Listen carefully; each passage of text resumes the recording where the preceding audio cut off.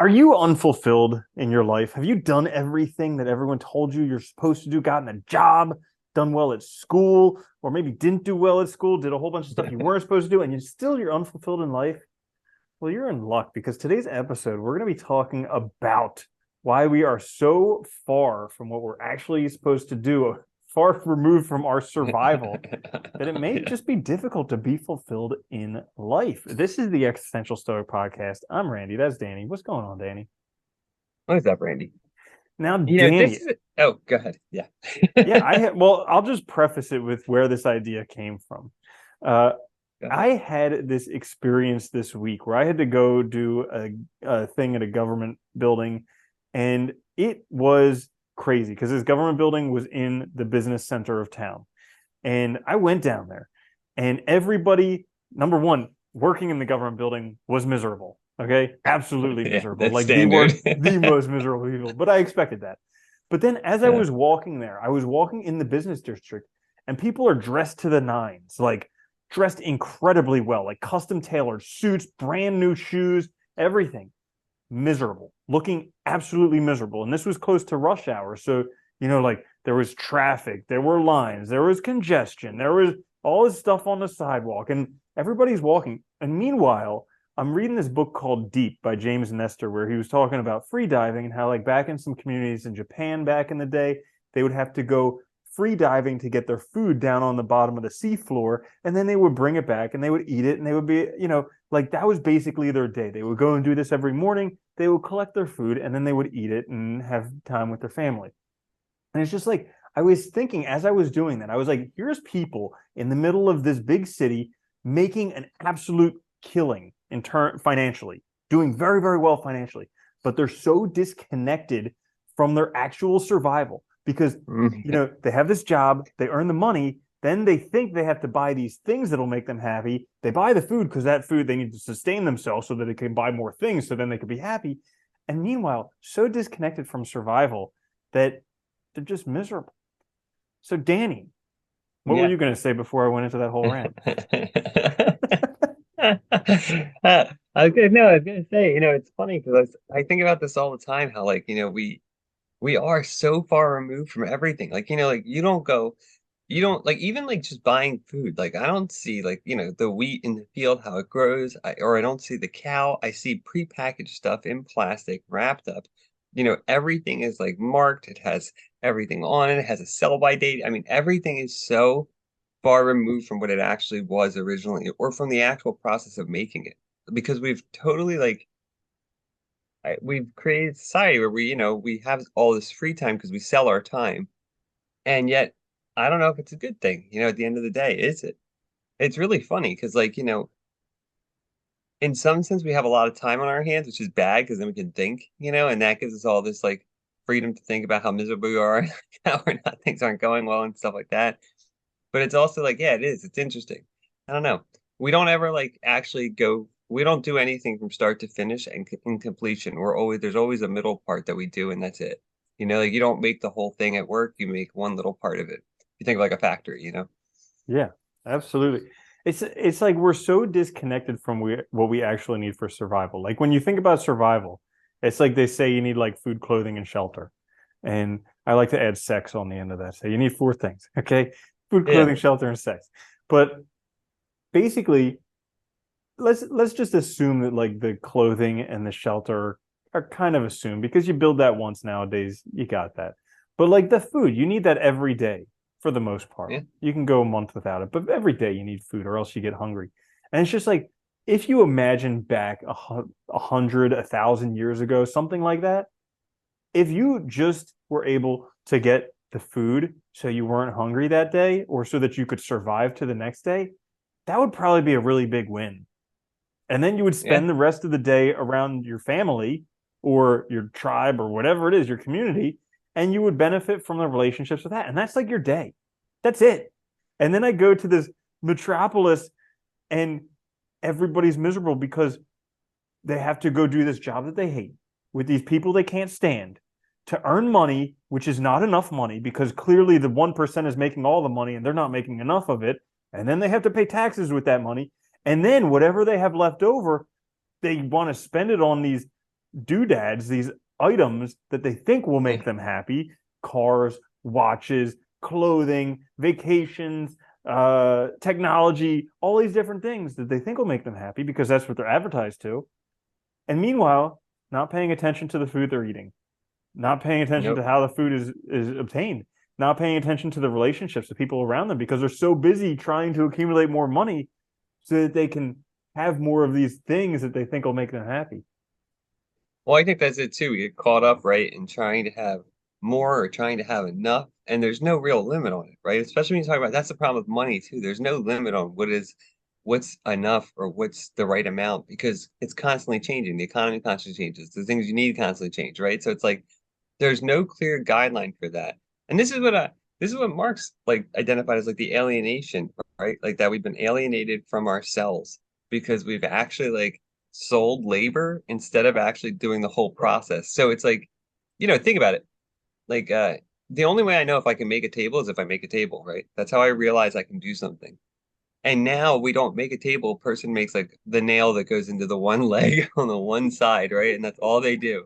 Or like you go to work and like you might do something, but like, say program or something, but you only do a small part of the whole thing. You don't see the whole completed project. So it's like there's never fulfillment in that in your work. It's always like you're just chasing things. And maybe that's part of it too. It's like we're constantly like running in circles. We feel busy, but at the same time, everything we do feels meaningless. You know? Yeah, it's kind of like learning to enjoy the journey. So when That'd I be think, nice. yeah, like so like when you think about it, what things do these people hundreds or thousands of years ago need? They needed food and they needed relationships. And that was it. Like the rest of Yeah. the stuff didn't exist yet. And so if you think about it, those are both kind of like journey related things because you can't have them forever. They're not like this car that you buy and then it just sits in your driveway. Or they're not like this other thing that you buy and then it just sits at your house. You actually have to work at them. And it's in the process of working at them that you get to enjoy them. Like the food is an everyday thing. And how like I can literally say less than 1% of the time do I actually pay attention to the food that I'm eating.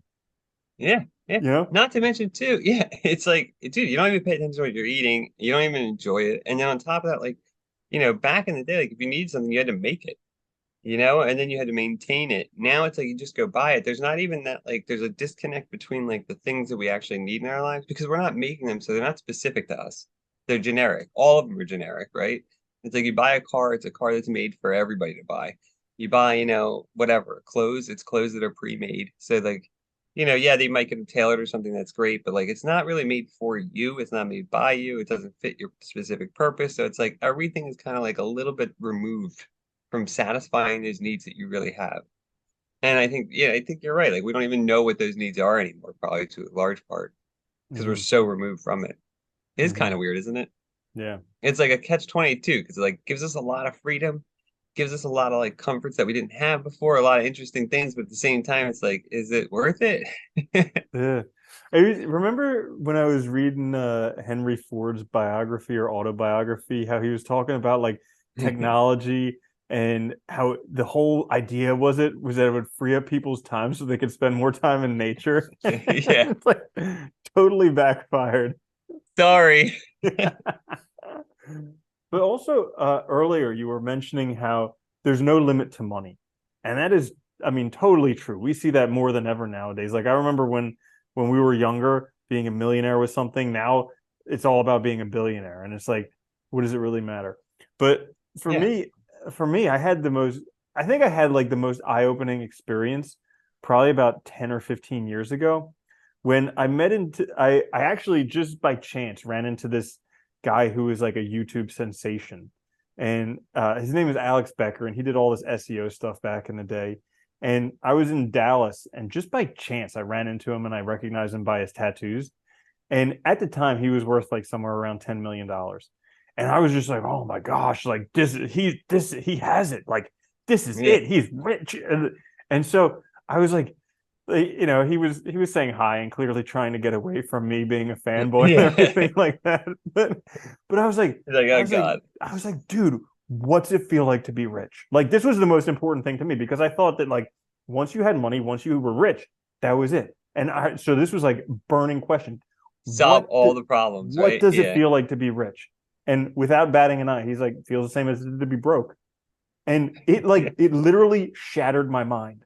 I like I was stunned. I couldn't believe it. I was like, how is that possible? I know everybody Yeah. says it. I know Will Smith has said it and Jim Carrey said it and everybody else has said it, but they're just saying it for TV. Like, you're an actual person. What do you mean it feels the same as it does to be broke? Yeah. And it's just like, yeah, you're the same exact person before or after. Maybe you're amplified. Maybe you can do more. Maybe you can arrive at your problems in a nicer car. But yeah, Yeah. feels the You still same. have those problems. Yeah. And you know what's funny too? It's like I think we make the mistake that we think that like because money when you're totally broke, money does give you freedom up to a point, right? Like it does. Because like if you can pay your bills and stuff, you're freed from the stresses of that. If you can eat when you need to eat, these simple things that are necessary, it does free us there. But we make the mistake that like more money equals more freedom, and it really doesn't. A lot sometimes it equals more constraints, more work, more stresses, more whatever, More and wary like yeah, more worry, about losing not it. Yeah. all kinds of things. I think it's like we kind of delude ourselves. We imagine that it'll be perfect. We have this idea of like it'll be perfect when we have this, we have enough, but it doesn't change anything because it doesn't change us. And that is the fundamental difficulty. Yeah. hmm Yeah. So another thing that I was thinking of with this whole like we're so distant from our survival is like anytime that I actually do get out there and I do work, like even I don't know, like any type of yard work or fixing up things in nature Feels or good. just camping, dude, there's like this satisfaction that comes from it that can't be found from a whole day working in an office, no matter how much you do. Oh, dude, I know. Like, dude, going backpacking and stuff, or going out and just going hiking, you just feel great. And it's like, then you come back and do all this stuff, and it's like that you don't even want to do necessarily. It's really funny that it cracks me up that we've accepted this as like the way things should be, you know? Does that make sense? Mm, I actually remember reading one time too, they thought like, what was it? I think they're talking about because hunters and gatherers, like they said like I think it was something like that most of their time, hunting and gathering didn't take up that much of their week. Yeah, because you think about it, if you have a small tribe, you kill a big animal, it's like probably enough food for a while, like for like a week or something. And like so they had a lot of time just to kind of hang out and like rest, enjoy time, or like have you ever seen animals like, you look at lions, what are they doing most of the time? They're just lounging around, together, hanging out. They're not really doing anything. And it's like I think we kind of like we've made it so that we're busy all the time, but it's like made up stuff that doesn't really matter. We make all these stresses so important and they're like really not that important. And mm. they're not about, like you said, they're not about survival. Like it's like if you miss that meeting, it's nobody's gonna die. It's not like missing like you didn't kill the animal and now you gotta go get another one because you won't eat today. hmm It's just like it's like very low stakes, but we make it such high stress. hmm Dude, and here's Very odd. another shocking thing. So, like, we think that technology has improved our lives. I mean, anybody who actually thinks about it knows technology has made our lives worse. But we think, like, yeah, Yeah. technology is so much better, especially social media. Like, I can, I can relate, I can stay in contact with people, I can like be up to date with everything that's going on. So, I was just reading this book called Like War, all about the weaponization of social media, and basically, the number one emotion that drives social media by an order of magnitude larger than any other emotion on there is anger. I knew that. Anger. Absolutely insane. So like this great thing that we have is really just propagating anger. Yeah, because you know what though?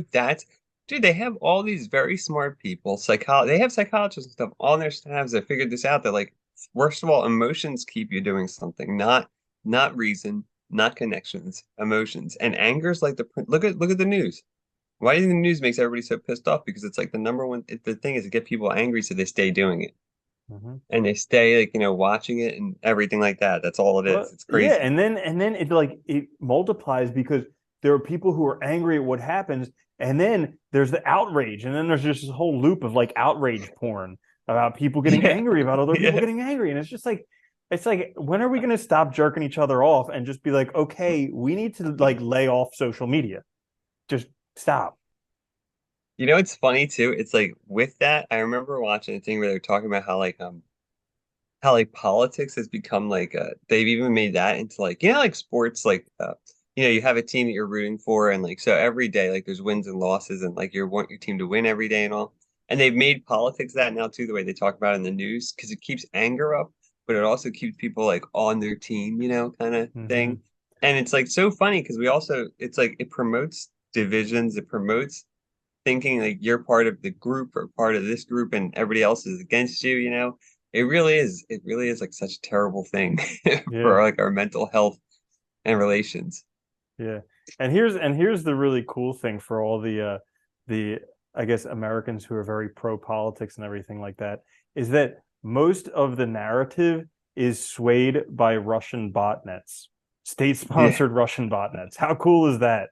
You think democracy and free speech, and really you're just being swayed by some Russians, which is very cool. Yeah, yeah. It's awesome. Yeah.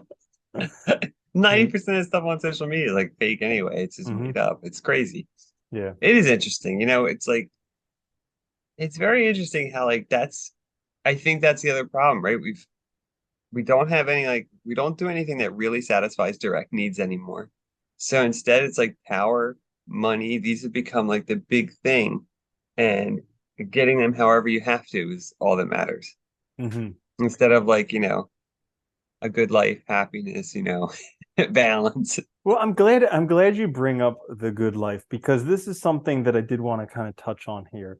Is know, number one, I wanted to talk to you about going through the artist's way again together because I think that would be fun if Oh, we could do if that. you're Yeah. up for it. Well, Yeah. that's good. Yeah, And sure. number two would be, is it possible to follow your heart to the good life?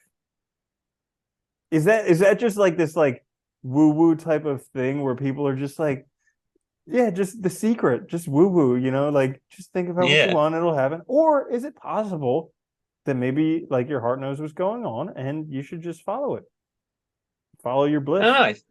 I don't think we think about it enough or we don't listen to it enough. Because how many people do stuff that just makes them miserable all the time, And it's Me. like, yeah, yeah. I wonder that a lot too, though, because it's, like, it's like, like there's stuff that you might like or something, and it's like, could I, how many times like there's something that you like and like you could probably make money doing it, but instead you just like don't because like, oh, it'd be too hard or it'd be too difficult. There's too many people doing it already. And it's like, so you don't even try. And I think that's like one of those cases where like you're not following your heart or you're not listening to like what might actually make you happy. And I think we all have to get better at this, but maybe it's part of it has been that we're so disconnected from ourselves and so alienated that we don't even recognize it. It's like that Martha Beck book that we read when she was saying like a lot of her clients would come in, they'd be tired as heck and like Hmm. feel miserable and sick. And it's because they hated their job. And like they didn't want to go, so their body was trying to tell them not to go anymore, stop.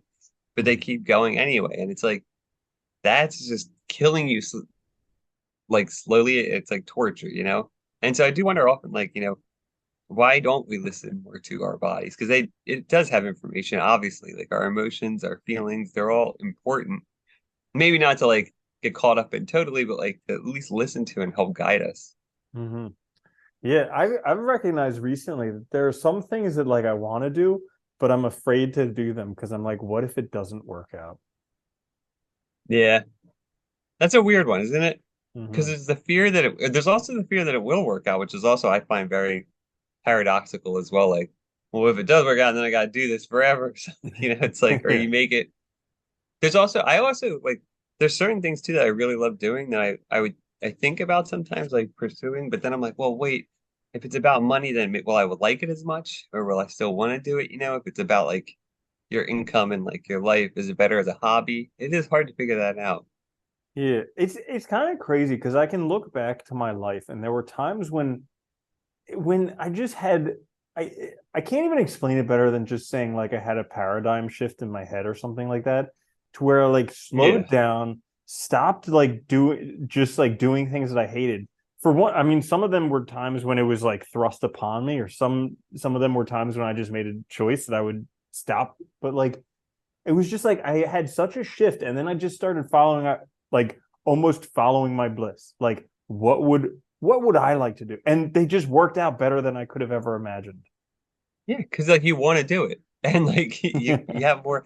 I mean, dude, like it's so funny, but I've noticed that like anything that I want to do, I'm way more inclined to do it every day. I'm way more inclined to have energy doing it. There's always and like it's anything else. Like anytime you commit to something, there's always going to be parts of it that maybe are hard or days that are difficult. But if you really want to do it, you're more likely to do it the next day too. Whereas if you don't want to do it, you're not going to, or it's going to be really like, what's that saying? Like pulling teeth, to like actually get it done kind of thing. Like it's just, and it's funny, but like, yeah, I've been trying to do that more myself because I think it's got to be the route to happiness, right? And Mm. like finding the time to ensure that you can do the things you want to do, not getting caught up in the BS of like the everyday and like, this these made up pressures and these made up stresses and these made up like obligations that society puts on us, like having enough and having this and that, and like, what do I really need? That's the other difficult question I think that goes with that. Hmm. Yeah. We should Yeah. follow our hearts more, though. I think that's a good point. I think it would be It good. does kind of make sense. Like I've been journaling a whole bunch about it recently. Like if I wanted, the next year or something to be about something, what would it be? And just and also like I had to very, very consciously not censor myself while doing this. Because I'm That's just, hard. Isn't that funny? dude, Yeah. I'm just like, writing just to get these ideas out. And then an idea would come in and I'd be like, nope. And I'm like, yo, I'm just writing these ideas down. Like it doesn't matter. Yeah, how weird is that? I've done it so many times where like I'm journaling something, I'm trying to get something straight, and I'm censoring myself as I'm doing it. It's crazy. And like it's really weird when you have to consciously stop yourself from doing it. Because it's like, first of all, no one else is gonna read this but me. And like barely anyone can read my handwriting anyway, so it doesn't matter. I mean, I struggle with it sometimes. It's like, Same, it's like it's not same. like anybody can read it later anyway. But it's like, so what am I worried about? It's so funny. It's like, what if I actually write it down, then it's gonna be scary because I have to do it? Like, and that goes back to your point of like the fear of actually working out, or actually, and which is a weird one, right? Like you might Mhm. actually be happy. You won't have to have these problems. Yeah. It's almost like we've known it all along. We just don't want to listen to it. I think that's like true of so much stuff though. Like, I think that's that whole thing, like follow your heart too, is like, we do most of us probably deep down know who we are and know what would really make us happy. We're just so afraid of doing it, or we're so afraid of being happy, or we're so afraid of like whatever that we just don't do it, right? We deny it. It is kind of funny. Yeah. Yeah. It's Because also, why wouldn't we know? We are the person, you're yourself. If mhm. anybody knows, it should be you. Yeah. So there's also this whole idea of like having to have it figured out. Like maybe we don't have to, maybe exactly where we are right now is exactly where we're supposed to be. Like there's this one guy that I keep running into. I have a chat with him like once or twice a week. And he keeps like literally the first thing we say, the first thing he says every time we talk, he's like, "Oh, I really need to make a decision. Like I'm really struggling to make a decision." And it's been going on for probably a month. Every time we meet, he's like, "Oh, I So really don't need make to a make a decision. decision." And I'm like, and every time I'm like, but do you really? Like you've been saying this for forever. This is the only thing you say. Yeah. You're like, is it okay to not make a decision right now? Like clearly it is, but it's just like It's maybe worked for a month. I know. And it's just like maybe where we are is exactly where we're supposed to be. Yeah, but you know what though? I think part of that is also from being younger and people telling you that you're going to fail if you don't have things figured out, if you don't have a plan, if you don't have this or that. And like, I don't think you necessarily need one all the time because it's sometimes, the best ideas are born from when you have time and you're bored or you don't know what you're doing, you don't know which direction you're going, and you're trying to figure it out. Those are like the sometimes the best times to get those ideas. But you have to be in that state. Dude, I feel the time pressure. Like no joke, I feel the time pressure. Like I have to do something right now, even though it's not true. But I feel time pressure. Like the to be where I am right now, to be able to do the stuff that I'm able to do, especially with like changing careers, that's something that I worked for a very long time to be able to like be in this position. But now that I'm here, I feel this incredible time pressure that I have to get to the next step. Like I have to get I have to be fully changing my career. I'm embarrassed every time I'm tell somebody that I'm Yeah. changing careers. They're like, "What? You're Yeah. not working?" And I'm like, "Yeah, like lay off. I planned for Yeah. this." Shut up. All right. Yeah, it's funny though, because it makes you feel, well, it makes you feel like, you're failing in some way, even though you're not. Like you're doing fine. And it's like, But but we dude, I all mean, feel, totally social pressure. They're like, "You're 40 and yeah, you're not working." It's like, yeah. So yeah, what? thanks, mom. You know, like, Right? yeah. Uh, that's funny. Hmm. It is. Well, that is the pressure though, right? It's like you have to be doing something all the time instead of like, because that's what cracks me up too when people change careers and they act like you have to have like it. If you have the time to stop and actually make that change correctly, that's the best way to do it. Why would you do it any other way? That's Hmm. absurd. Yeah. Like, And why would you stay in a career for your whole entire life if you don't like it? Like that's yeah. Or if absurd. there's nowhere to go and if it's terrible, yeah, it just makes no sense. Like, makes Hmm. no sense. I don't understand it. Yeah. It is very hard though. It is. It's social pressure though. Social pressure is terrible. It also is why I think people don't follow it, don't listen to their hearts because there's so many other voices and so many other talking heads, and they get so insecure about whether they are, it's hard, right? You get insecure about whether you're right or you think you're wrong, even though you might be right for yourself because everybody else is telling you you're wrong. It's Hmm. like, it's hard to know what to do. Hmm. Very difficult. Yeah. So I guess we're just disconnected, and the only way to deal with that is to become more connected. Reconnect, right? Yeah, probably the best idea. And here's the cool thing. You only need to connect with right here and right now. This moment. Mm, yeah. Pretty cool. Yeah, I mean, almost every day I still read the Marcus Aurelius 4.